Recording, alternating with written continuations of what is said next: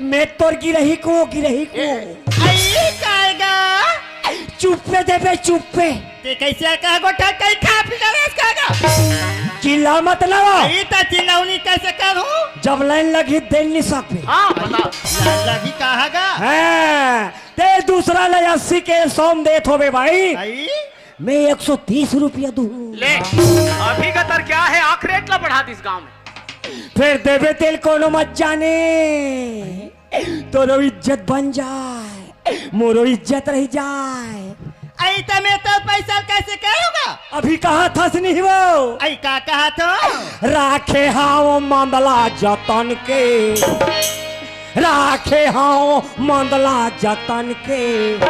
राखे हाओ आई बातें मंदार बात कर सकता एक अद्धी देबे तो खर्चा लगा दे कैसे मान लो मंदार बात